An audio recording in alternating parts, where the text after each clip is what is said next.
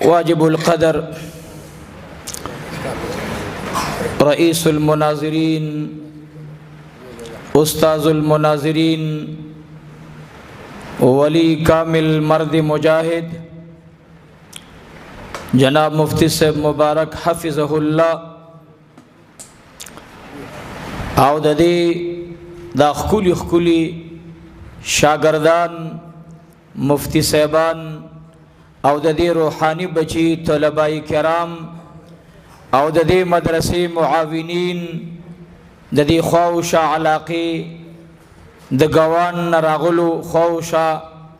نور علاقو راغلو درنو معزز و مکرم دا ثواب پنیت راغلی و چې الله رب العزت مونږ کدا نه وی خیر دا ما غوخو بیره مونږ الله جل جلاله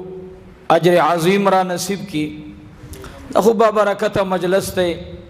د خیر او برکت مجلس ته او عنوان د دې مجلس د آقا مبارک تذکرہ دا چې د آقا مبارک تذکرہ د هر اړخنا به علماء کړي جناب مفتی صاحب مبارک ډیر لوی سړی دی دوی تاسو ته ار جمعه تقریر کوي او بیا د خدای طبیعت داسې پیدا کړي د طلباو سره د طلباو بیان وي د خواص سره د خواص بیاني د عوام سره د عوام بیاني او زه خو یو ناچیز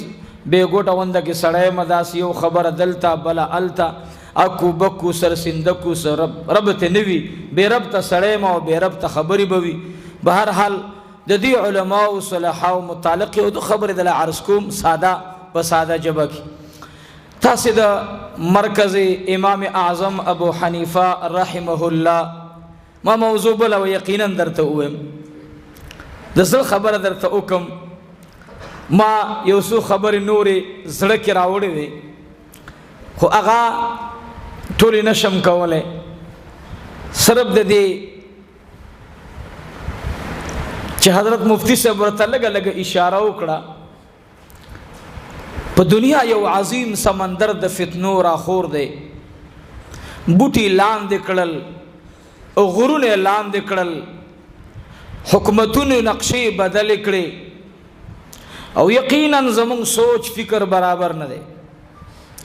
مخکې حضرت مفتی صاحب په اوله خبره کې اشاره وکړه چې زمون مناظره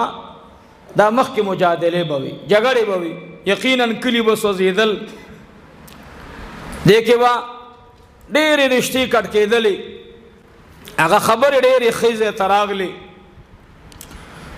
یو ایمانیاتو کې مونږ ټول متفقي والحمدلله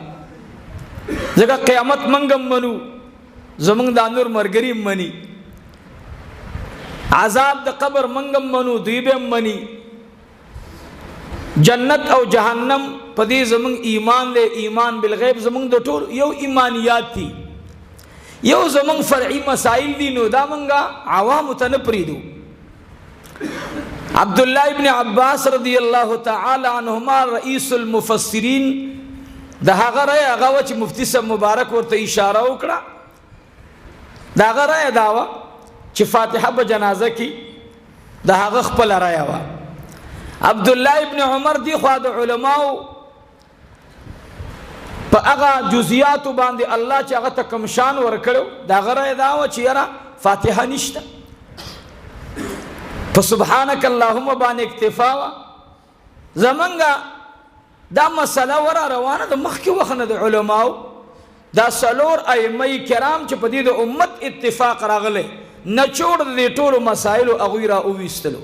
الحمدلله او د حضرت شیخ د استاد الحدیث مبارک د هغه قول چې بخاری شریف کې مونږ تکړو